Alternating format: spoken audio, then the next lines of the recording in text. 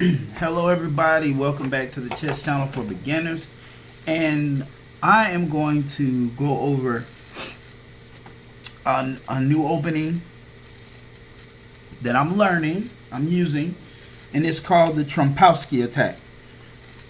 So let's take a look. So d4, I love these d4 openings. So he wants to play the Indian game, so he brings out the knight. I play the move bishop to g5, and he plays d5. Then bam, I take the pawn, exchanging, not sacrificing, exchanging a knight for a bishop, and that's okay because I know I will get the pawn and then I will get the material back. Not worried about that. So it took him a while to make a play. Like, he could not believe I took that knight, and I don't know why. Because I mean, I see games where players take that. They will take a knight that if you don't move it, it's not pinned, but they would just take the knight because they're main. But obviously, I think he's a knight player. I'm not sure, but he was mad. You can tell he was pissed. So now we're bishop b7. He's protecting the pawn. So I developed the knight to f3. And then knight b to d2. And he immediately puts a bishop on my knight. You can tell he was upset. It's like, you took my knight, I'm going to take your knight. So I block with the bishop. Then I developed the queen to b3. He played c5, attacking the center pawn. And then I'm like, if you're going to take it, go ahead and take it. Okay, there we go. We got that out the way. And now I'm going to sacrifice my bishop. I'm just not going to let you have any pawns. So that was me letting him know real quick. We're not going to play a closed game. I'm going to be a little aggressive in this game. And we're just going to see who can play chess. Like, none of this funny trap openings, none of that. I'm going to see what you need to do. And this goes back to my philosophy on how I play chess. Now, is it right? I don't know. I'm not a grandmaster. Is it effective? Yeah. I mean, I'm rated over 1600, close to 17. At good days and good weeks, I'll end up around 1780, 1800 sometimes. So I think I play fairly well. And I just take you away from the book. And that's my strategy. I take you away from the book. I might have 4 book moves, 5 book moves. The most I've ever seen from an analysis is it said I had 5 book moves on chess.com. 5. Just 5. Most openings are about 13 to 15 moves, okay? And so I take you away from it. He paused because he was like, man, what do I do now? He knows what to do. See, if he plays this opening a lot, he knows what to do with that pawn structure right here. But if you just bam, bam, do something he's never seen, like, nobody plays like that. Like, nobody plays like that. Nobody, most people, I'm not going to say nobody, but most people would not, in this position, they would move the queen. Even the move generator telling me, hey, move the queen. It did not, there's no arrow even giving me an option, excuse me, to take this pawn. Like, no, it's move your queen. And I said, no, I'm not moving my queen. Bam, bam, bam. I broke it up. And now, you're saying, well, why did you do that? I think that was stupid. Well, you might think it's stupid, but let me show you something. You see the pawn, his pawns that's located on the F file? That rook is useless on that file. It's useless. The pawn is in the way and he can't take his own piece. I'm not going to take it. So until he moves his rook to a reasonable spot, he does not have control over that file. He can never have control over that file. You know the person who controls that file? I can control that file. Because, why? Because my pawns are not double stacked like that. His are. Then if it gets into an end game, nobody likes double stacked pawns. It sucks. Especially when somebody has rooks. They suck. They can't protect each other. You have to put a piece, and one of them is going to get taken almost every time. And when it comes down to an end game, with those double up pawns, you don't think nothing about it. But when you play enough and you start playing players that are kind of equal to you, and the only difference that separates you guys is how well you play the end game. Do you play the end game well, or does he play the end game well, or does she play the end game better than you? So that's, those pawns mean something. Another thing I want to point out, You see where my queen is? He can't develop his knight right now. Nothing is protecting it. He has no center pawns. So is it a good sacrifice?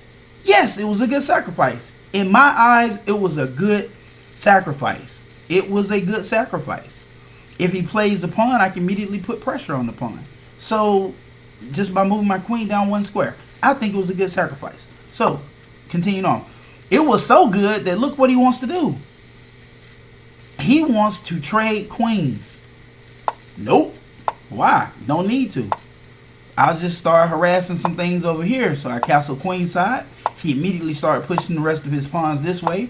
And look how important this, what he's doing with those two pawns, or guess what, are not effective. You know why? Because he does not have the pawns located on the C file, the D file, and the E file. See, if you can control the center part of this board, you will be able to be in a really good position to win the game.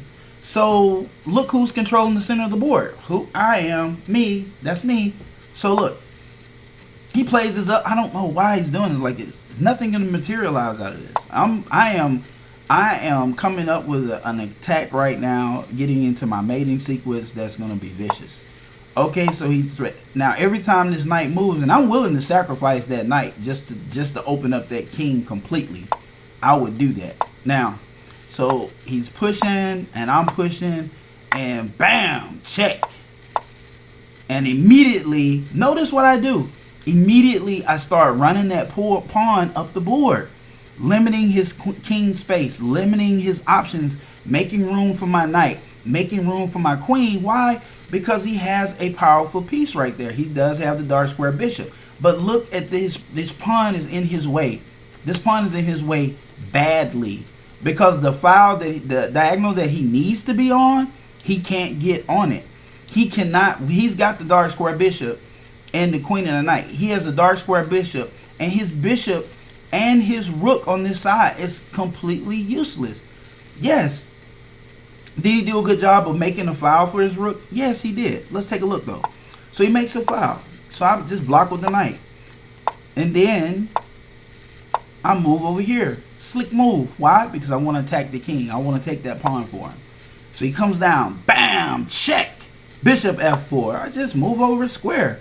I mean, what is this queen going to do? She's back there nursing this file like I'm really going to move that rook from over there and let her come down. Bam!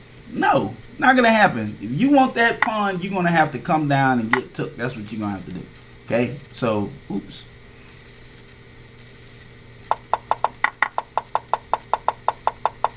We're almost at the end. I hate when I do that.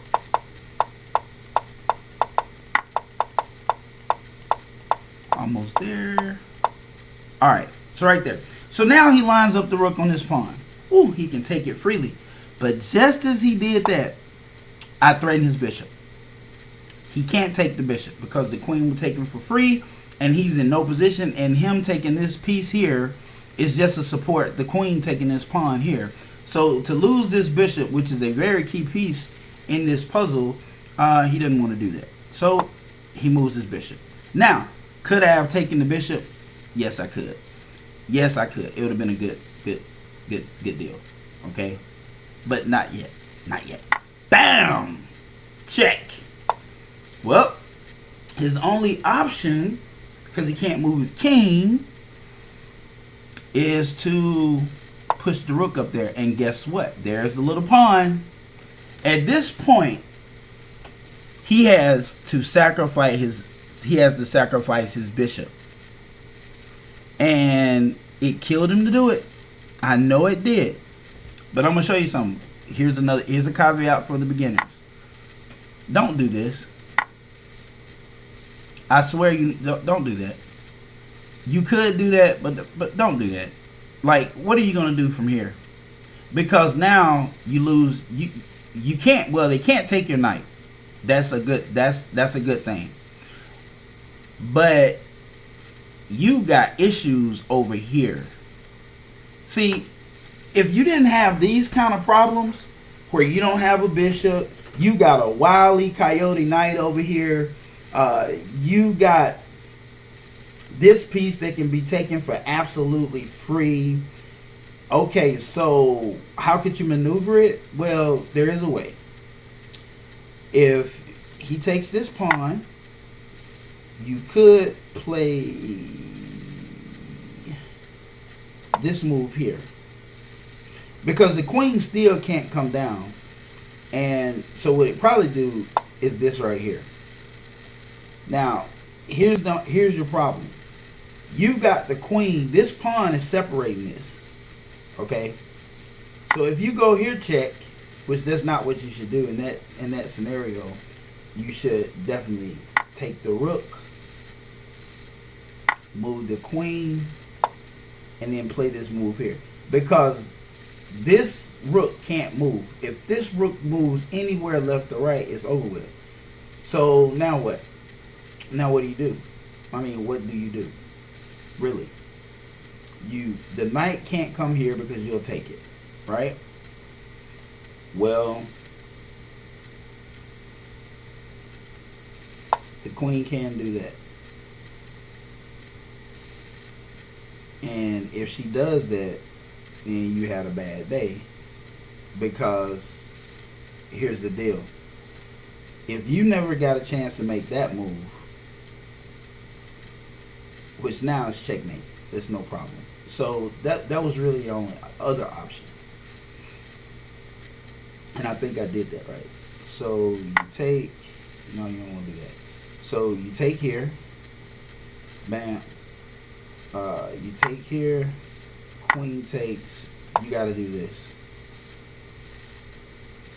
And I think at that point, yeah, because there's no tempo here. So as long as the queen can't get check in tempo, the only move that the queen has is to do this, and then you just simply take and it's checkmate. Okay. But that's not how I did it. I'm going to go back and show you how I did it. Okay, so here, and he moved. I threatened his queen, creating another problem. He moved his queen. I took his knight. That knight bothers me. And I took his rook. Put me in check. I had to move. And now I have to stay busy. So, queen c8. Now, I intentionally put the pawn right there to limit how he runs away, because I know he's going to run away. And let's look at this. Did I miss a move? No, I'm on the wrong file. And I pretty much just let him. I have to let him have that rook. I didn't have a choice in the matter. Simply because you got a queen and a rook that's bearing down on my position, and I got to keep going. Like, once I start this, I can't stop this. So I have to start checking him and just keep him in check.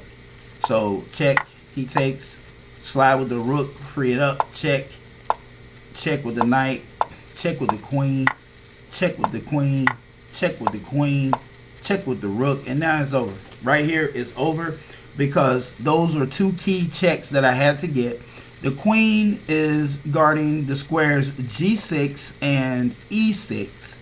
The knight has got the squares covered for a g4, and the rook is covering everything up on the f file all the way back up. And then the knight is also covering, the queen is blocking one square. So he's pretty much stuck right there, because the knight is covering the corner. He can't slide out on g6. He can't slide there. And also the queen is there. He can't slide either corner. So he's pinned right there. So the only way to get out of check at this moment is he has to sacrifice. I take with the rook. Why not the knight? Why not the knight? If I take with the knight, check. What do? You go here? Better not. Because if you go there, check. Now what? What do? Because if you go here, here, and then Check. Yep. That's it. Bam. Check. Mate. Right there.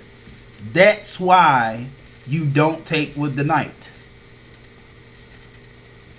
Right there. That's exactly why you do not take with the knight. That was a caveat for the beginners.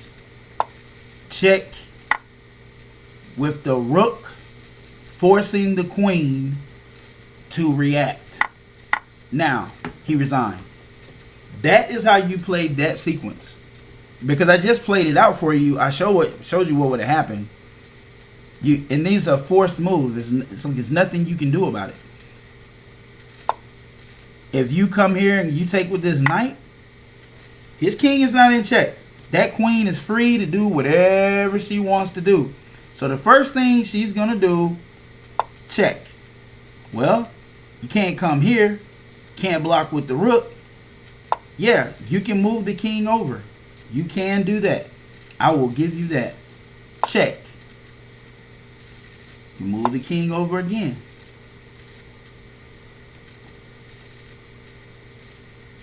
Check.